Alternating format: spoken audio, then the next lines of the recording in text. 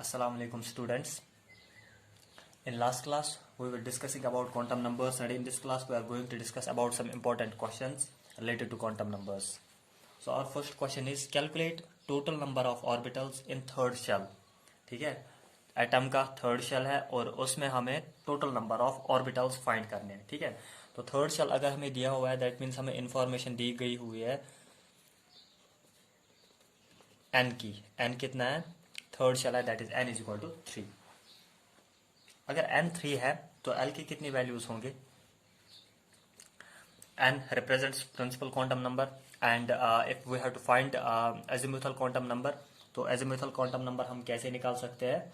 Azimuthal quantum number, तो that means shells कौन कौन से होंगे उसमें? 0, 1 and 2. That means azimuthal quantum number का वैल्यू इसमें होगा 0, 1 एंड 2. दैट मीन्स 3 शेल्स होंगे एस, पी एंड डी. ठीक, तो हमने पढ़ा था पिछले क्लास में जितना क्वांटम नंबर होता है, ठीक है, उतने ही शेल्स भी होते हैं. दैट मीन्स जितना ऑर्बिट नंबर होता है उतने ही उसमें शेल्स भी होते हैं.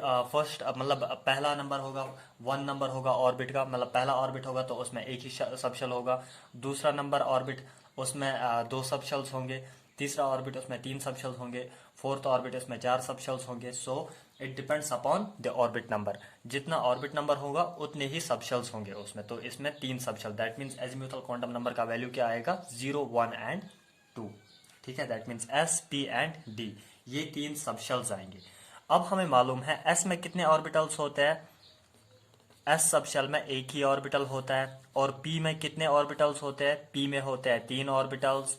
और डी में कितने ऑर्बिटल्स होते हैं? डी सब शेल में होते हैं 5 ऑर्बिटल्स. ठीक है, तो टोटल नंबर ऑफ ऑर्बिटल्स कितने हुए? 5 + 1 that is 6, 6 + 3 9. So total number of orbitals is 9. We can solve this question by another way. हम दूसरे वे में इसको सोल्व कर सकते हैं. तो उसमें हमें एजिमुथल क्वांटम नंबर की कोई ज़रूरत ही नहीं होगी. तो सीधे हम कैसे कर सकते हैं? We know the formula total number of electrons. Total number of electrons in a shell या इन ऑर्बिट. एक ऑर्बिट में टोटल नंबर ऑफ इलेक्ट्रॉन्स कितने होते हैं? We know the formula that is 2n². If you know the formula we can calculate total number of electrons. That will be equal to, shell कौन सा है? Third shell. n is equal 3 that is 2 × 3². वो कितना आएगा? 2 × 3², 9, 9 2 18. That means total number of electrons कितने हैं इस shell में? 18 इलेक्ट्रॉन्स. 18 इलेक्ट्रॉन्स इस शेल में प्रेजेंट है. और वी नो कि एक ऑर्बिट में सिर्फ 2 ही इलेक्ट्रॉन्स फिट हो सकते हैं. दैट मीन्स वन ऑर्बिट, एक ऑर्बिट में 2 इलेक्ट्रॉन्स होते हैं. One orbit contains 2 electrons. ठीक, अब 18 इलेक्ट्रॉन्स, अगर एक ऑर्बिट में, हर एक ऑर्बिट में 2 इलेक्ट्रॉन्स होते हैं, तो 18 इलेक्ट्रॉन्स कितने ऑर्बिट्स में फिट होंगे? Simply by dividing 2. Number of electrons 18 है, हर एक ऑर्बिट में 2 इलेक्ट्रॉन्स चले जाएंगे, तो नंबर ऑफ ऑर्बिट्स कितने होंगे? Sorry, number of orbits will be equal to 18 divided by 2 that is 9. So we can make another formula here. दूसरा फॉर्मूला यहां पे बनेगा. If we have to find number of orbitals, ठीक है, if we have to find number of orbitals in any shell, we have the formula number of orbitals. कैसे calculate करेंगे? पहले number of electrons, total number of electrons that is 2n² divided by, उसको हम 2 से divide करते हैं. That means हमें number of orbitals एक ऑर्बिट में कितने मिलेंगे? n². इसके लिए हमें फॉर्मूला होगा n². सो सिंपली अगर आपको फॉर्मूला ही पता होता तो आप सीधे नंबर ऑफ ऑर्बिटल्स कैलकुलेट करते थर्ड ऑर्बिट में. That means n is equal 3, तो 3 का स्क्वायर, मतलब जितना होगा उतने ही ऑर्बिटल्स इसमें होंगे. ओके, और next question is which of the following set of quantum numbers are not possible. कौन सा सेट ऑफ क्वांटम नंबर्स, यहाँ पे set of quantum numbers, sets of different sets of quantum numbers दिए हुए हैं, और हमें इनमें से देखना है कौन सा सेट पॉसिबल नहीं होगा. ठीक है, तो पहला सेट क्या है हम देखेंगे. Let's see. n is equal to 3 that means principal quantum number का वैल्यू 3 है. l एजिमुथल क्वांटम नंबर, इसका वैल्यू 3 है. m का वैल्यू 2 है और s का value 1/2. As we can see n का वैल्यू 3 हो सकता है, that means n is equal 3 is possible. लेकिन जिसका n 3 होगा, अभी हमने इससे पहले वाले क्वेश्चन में देखा था n का वैल्यू 3 था तो s का वैल्यू क्या आया था, सॉरी l का वैल्यू क्या आया था एजिमुथल क्वांटम नंबर का, 0 1 and 2, that means less than 3, less than 3। अगर n 3 होगा तो l होगा लेस देन 3, 0 1 एंड 2, और m भी होगा लेस देन 3, ऑब्वियसली 0 1 एंड 2, ठीक है। और ये S plus 1/2 this is possible, ठीक है। सो यहाँ पे अब इस वाले सेट में, this set of quantum number, इसमें क्या गलत है, इसमें एल का वैल्यू गलत है, एम का वैल्यू 2 हो सकता है बट एल का वैल्यू गलत है, ठीक है। So L can not be 3, so this set of quantum numbers is not possible, ये पॉसिबल नहीं होगा। हाँ, अगर एल इसमें 0 होता, 1 होता या 2 होता तो वो पॉसिबल था, because l is always less than n, ठीक है। वाई, तो हम लिख सकते हैं यहाँ पे reason n is not equal to l। ये क्यों नहीं पॉसिबल है, because n is not equal to l, n l के बराबर नहीं हो सकता है, ठीक है। इसलिए ये set of quantum numbers possible नहीं है। अगर n l के बराबर होता तो पॉसिबल था, लेकिन n l के बराबर नहीं होता है, ठीक है। l should be less than n। ऐसे ही दूसरा सेट है हमारे पास, प्रिंसिपल क्वांटम नंबर 4 है, azimuthal quantum number 3, that means this is possible less than n, but यहाँ पे m का वैल्यू क्या आता है +4, दैट मीन्स m n के बराबर, ना m n के बराबर होता है ना l m के बराबर n के बराबर होता है, ठीक है। तो l एंड m दोनों n से लेस होते हैं, n से कम होते हैं। सो यहाँ पे m का वैल्यू n के बराबर है, इसलिए ये सेट भी पॉसिबल नहीं है। Why, what is the reason, reason is n is not equal to m, n should not be equal to m, n should not be equal to m, ठीक। तीसरा सेट है n is equal to 1, principal quantum number 1, azimuthal 0, ये तो ठीक है यहाँ तक। m is equal to +1, फिर से n को m के बराबर दिखाया, n m के बराबर नहीं होता है, ठीक है। So this set is also impossible, because n same reason, n cannot be equal to m, n बराबर नहीं हो सकता है m को, ठीक है। s का वैल्यू पॉसिबल है, या तो +1/2 ही होगा या तो -1/2, ठीक है। But s can not B 0, ये हमेशा याद रखना है, s 0 नहीं होगा। इलेक्ट्रॉन को या तो क्लॉकवाइज स्पिन होगा या तो एंटी क्लॉकवाइज स्पिन होगा, इसलिए प्लस या -1/2 इसका वैल्यू होता है। फिर fourth set, n is 5, l is 4, ये तो पॉसिबल है, l n से लेस देन है, और m इज -4, ये भी पॉसिबल है, एंड s इज +1/2, ठीक है। That means this set of quantum numbers is possible, ठीक है। अब एक चीज याद रखना, अगर l का वैल्यू नेगेटिव देगा है, l नेगेटिव नहीं होता है, l 0 से स्टार्ट होता है, और m का वैल्यू होता है from -l to +l, as we have studied this in last class. तो हमने पढ़ा है ये m का वैल्यू क्या होता है, फ्रॉम -l टू +l, ठीक है। That means l can take negative values also, ठीक है। और -4 है, -4 इज ये 5 के लेस देन है, ठीक है। अगर -6 होता वो पॉसिबल नहीं है, -5 वो भी पॉसिबल नहीं है, इसके बराबर नहीं होना चाहिए, ठीक है। फिर चाहे पॉजिटिव होगा नेगेटिव होगा, लेकिन m का वैल्यू n के बराबर नहीं होना चाहिए, n के रेंज में आना चाहिए, मतलब 5 से लेस आना चाहिए, ठीक है। और greater than -5 and less than 5 होना चाहिए। फिर सिक्स्थ पार्ट है, n इज 6, l इज 5, ये भी पॉसिबल है, m is -5, this is also possible, क्योंकि m का वैल्यू -6 से ग्रेटर है और 5 से कम है, ठीक है। दैट मीन्स इसी रेंज में आता है, और l का वैल्यू भी n से कम ही है, s का वैल्यू भी ठीक है, that means this set is also possible, ठीक। अब और एक सेट है यहाँ पे, n is 7, l is 6, m is -7, तो n का वैल्यू 7 है और यहाँ पे m का वैल्यू -7 है, दिस इज नॉट पॉसिबल, ठीक है।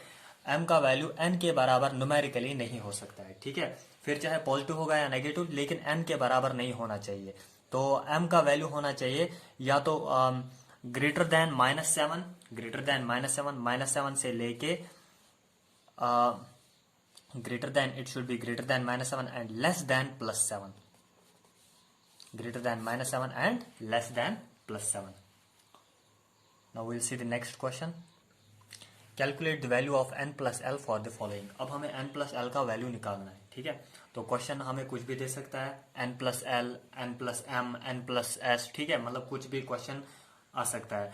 प्रैक्टिकली ये पॉसिबल नहीं है, मतलब हम n प्लस एल इलेक्ट्रॉन का ऐसे नहीं, इसकी कोई फिजिकल सिग्निफिकेंस है ही नहीं, लेकिन न्यूमेरिकल तो इस पे भी आ सकते हैं। ठीक है, एन का वैल्यू क्या होगा, एल का वैल्यू क्या होगा, उनका समेशन क्या होगा। ठीक है, तो हमें यहाँ पे कुछ ऑर्बिटल्स दिए हुए हैं, जैसे कि 1s है। 1s में n प्लस एल का वैल्यू क्या होगा, 1s। ठीक है, दैट मीन्स पहले शेल का s, पहले शेल का सब शेल s। ठीक है, 1। ठीक है, सो n का वैल्यू होगा 1, n is equal to 1। l का वैल्यू क्या होता है, s के लिए l का वैल्यू होता है, l means azimuthal quantum number, that means it gives information about सब शेल्स। तो सब शेल कौन सा है, s का वैल्यू क्या होता है, 0।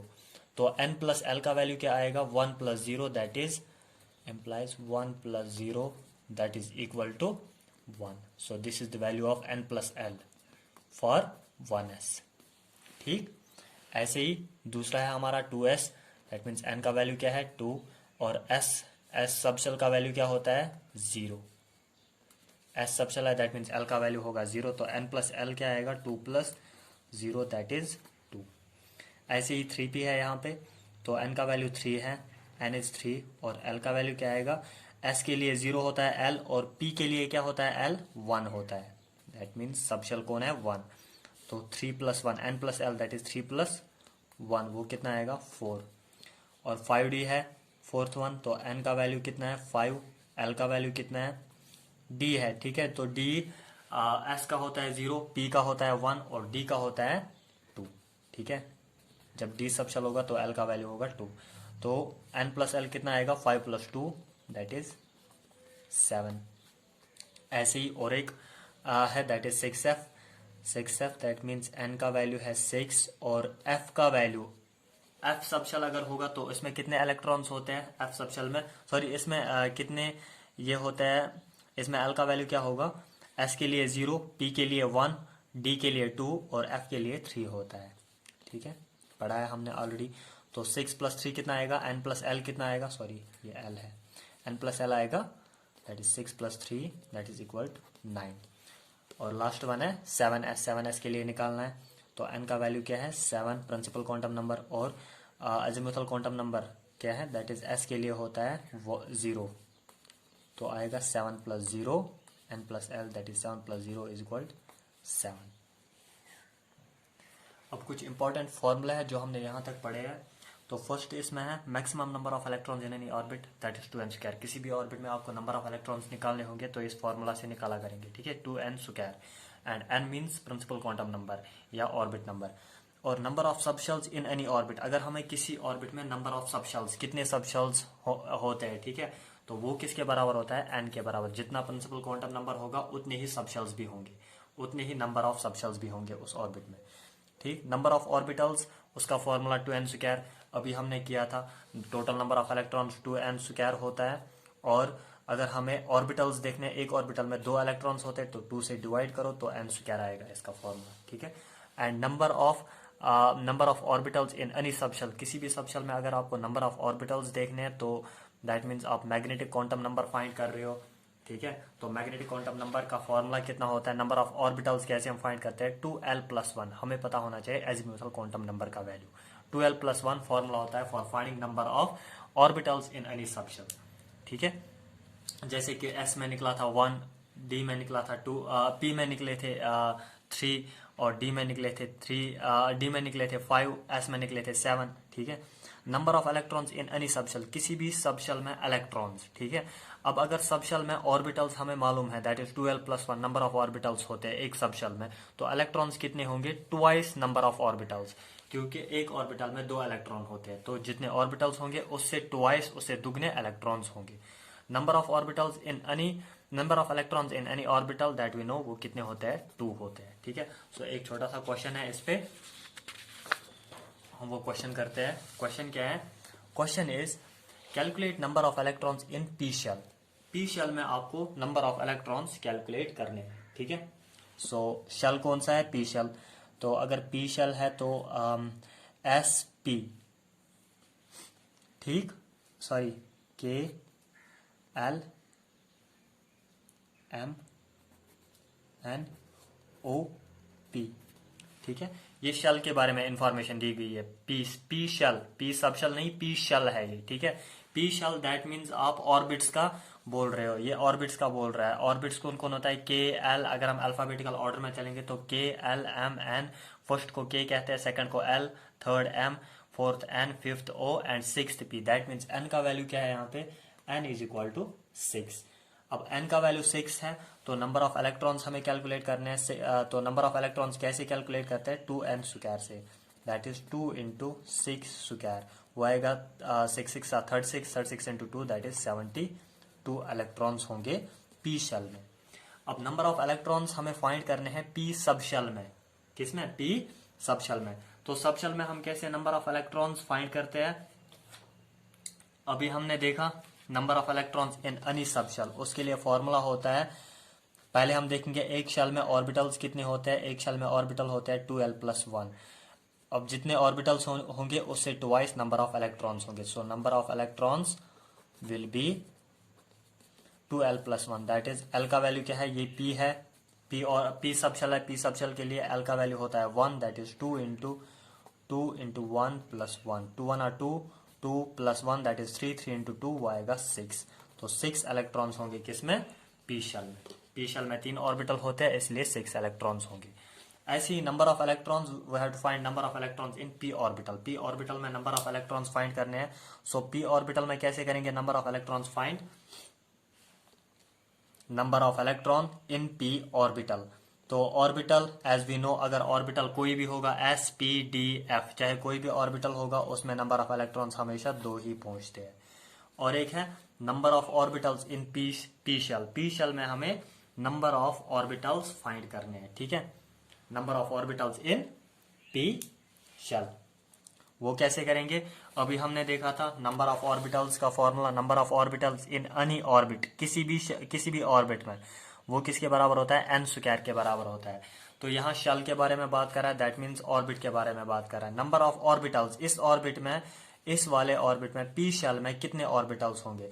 तो p कितना होता है? K L M N O P, that means 6th orbit है ये। तो 6th ऑर्बिट में कितने होंगे? n स्क्वायर, दैट इज 6 का स्क्वायर, दैट विल बी 36।